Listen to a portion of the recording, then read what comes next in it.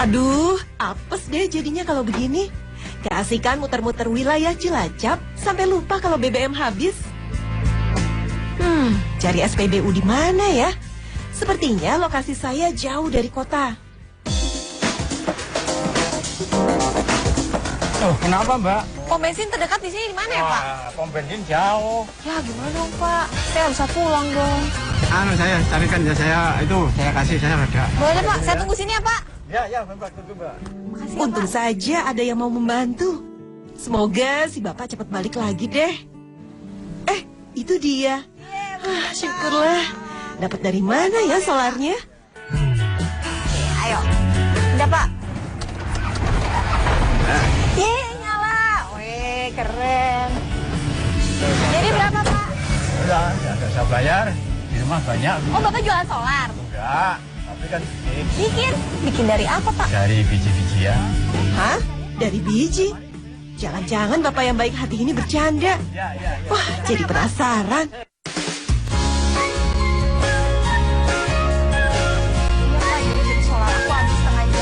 Dari mana tadi Mbak?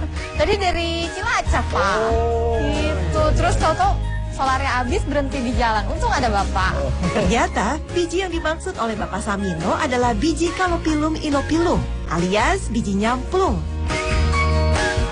Pohon nyamplung memang tumbuh dan tersebar merata secara alami di Indonesia. Tegakan hutan nyamplung berfungsi sebagai pemecah angin dan baik untuk konservasi pantai. Semua bagian pohon nyamplung memiliki nilai ekonomis. Bijinya berguna untuk diolah menjadi biofuel. Produktivitas biji nyamplung lebih tinggi jika dibandingkan dengan jarak pagar atau kelapa sawit.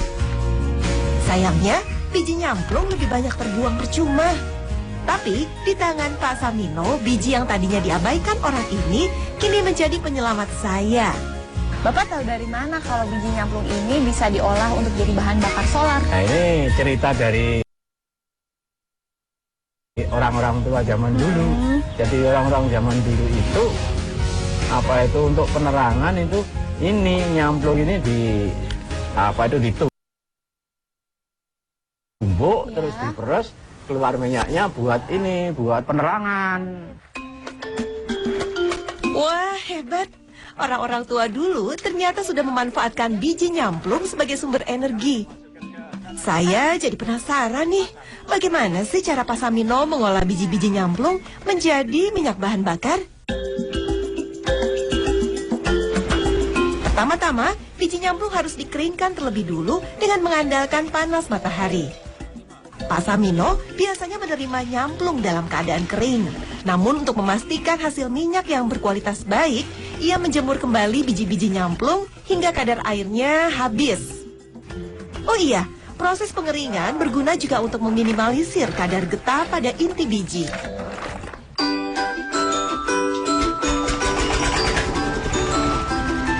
Biji nyamplung yang sudah kering lalu dipecah atau dikupas dari cangkangnya. Dahulu, proses pengupasan dilakukan secara manual dengan dipukul menggunakan batu atau palu. Maklum saja, cangkang nyamplungnya cukup keras loh. Samino lalu memodifikasi mesin penggiling agar pengupasan menjadi lebih efisien dan hemat tenaga. Perbedaannya pun terlihat nyata. 10 kg nyamplung berhasil dikupas dari cangkangnya dalam waktu kurang dari 10 menit. Nah, nantinya hanya inti biji saja yang digunakan sebagai bahan dasar membuat minyak biodiesel. Untuk mendapatkan minyaknya, inti biji nyamplung harus dikukus dulu agar kadar getah yang masih terdapat dalam inti biji benar-benar habis. Jangan lupa untuk menyortirnya agar inti biji yang masih bercampur dengan cangkang tidak ikut terkukus. Pada setiap butir biji nyamplung terdapat 74% kandungan minyak yang bisa dimanfaatkan. Kandungan minyak biji nyamplung lebih banyak jika dibandingkan dengan biji jarak yang penanamannya pernah digalakan oleh pemerintah.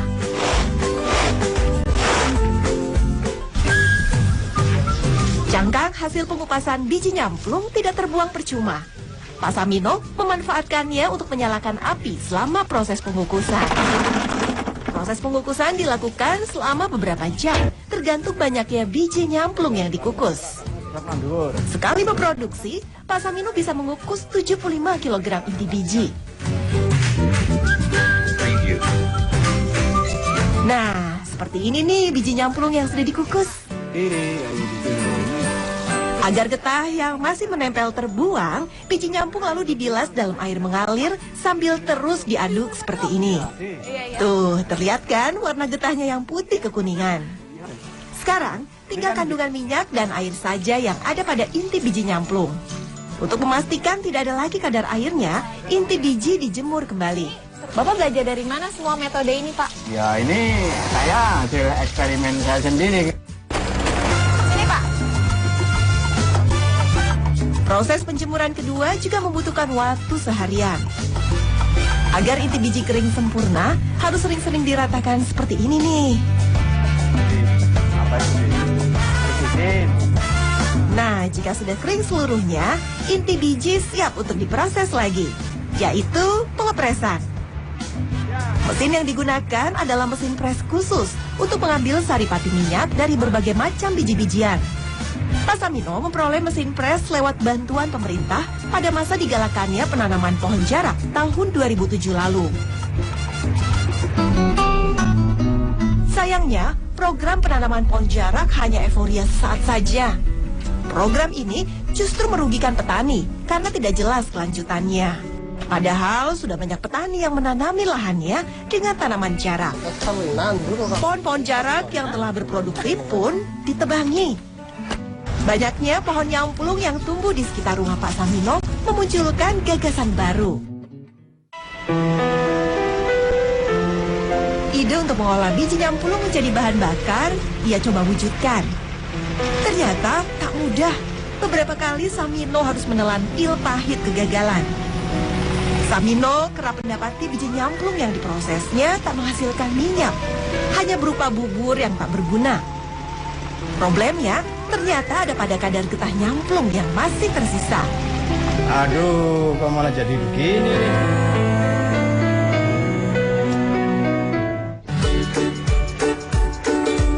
Kegagalan adalah guru terbaik bagi siapa saja yang terus berusaha. Samino akhirnya menemukan cara pengolahan yang efektif dan efisien setelah 1 tahun melakukan uji coba. 1 liter minyak mentah atau crude oil dihasilkan dari sekitar 2 kg biji nyamplung. Nah ini sudah selesai ngepresnya, masuk skrup. Nah ini sudah berhasil minyak, Mbak. Nah ini perlu difilter lagi biar jernih. Tapi filternya harus sudah mengendap 1 malam. Pak Samino rutin memproduksi dan menjual produk crude oilnya saja. Proses produksinya yang panjang dan rumit membuat harga crude oil cukup tinggi jika dibanding biosolar yang sudah ada di pasaran. Apalagi biosolar masih disubsidi sehingga sulit bersaing dalam harga jual. Menjual crude oil lebih menguntungkan karena pasarnya masih terbuka luas. Bisa untuk biodiesel dan bahan baku kosmetik dan farmasi. Per liter, minyak mentah biji nyamplung Samino hargai Rp25.000. Nah, sekarang kita belajar cara mengolah crude oil menjadi biodiesel langsung dari ahlinya. Awalnya, crude oil dicampurkan dengan cairan asam fosfat. Proses ini dinamakan degamming atau pemurnian. Setelah tercampur, lalu dipanaskan sambil diaduk hingga mencapai suhu 75-80 derajat Celcius. Lambat laun, warna crude oil berubah menjadi kuning kecoklatan. Proses pertama pun selesai. Untuk masuk tahap pengolahan selanjutnya, minyak harus didinginkan terlebih dahulu. Minyak yang sudah melalui proses degamming disebut kerosin, setara dengan minyak tanah.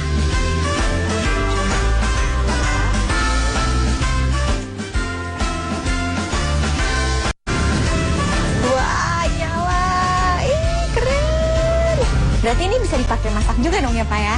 Ya bisa, tapi kompornya harus khusus.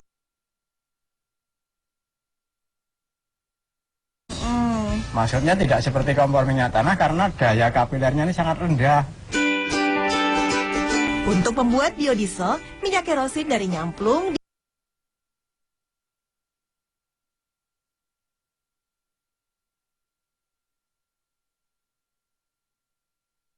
dicampur NaOH atau soda api yang dipanaskan bersama etanol. Masing-masing jumlahnya 6% dan 0,2% dari volume minyak yang dibuat. Campur semua bahan, panaskan lagi. Setelah mencapai 75 derajat Celcius, angkat minyak. Dan jadilah biosolar. Biosolar bisa digunakan untuk menyalakan mesin diesel dengan emisi gas buang yang lebih rendah daripada bahan bakar pada umumnya. Ini dia solar yang tadi menghidupkan mobil saya. Keren. Agak gelap. Secara kasat mata, tak ada perbedaan berarti antara minyak solar konvensional dengan biosolar dari biji nyamplung. Sama-sama biodiesel, ini biodiesel dari nyamplung, kalau ini dari solar minyak bumi. Oh gitu. Iya. Wanginya Pak? Ya agak, nah ini. Nah nyengat ini baunya. Iya, lebih nyengat.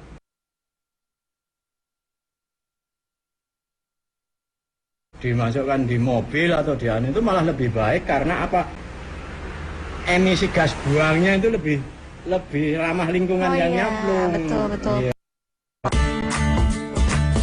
Kenapa sih minyak biosolar ini tidak dikembangkan secara massal? Pak Samino sendirian aja bisa. Masa pemerintah kalah? Malu ah. Kenapa ini nggak digunakan atau dijual secara massal Pak? Sekarang ini belum dilirik oleh orang, nggak mungkin besok kalau minyak bumi itu sudah tidak ada baru ini dilirik sama masyarakat. Gitu ya Pak ya. Yakin deh, kalau sistemnya dibangun dari hulu ke hilir dengan benar dan didukung kebijakan pemerintah, biofuel bisa jadi alternatif bahan bakar yang murah dan ramah.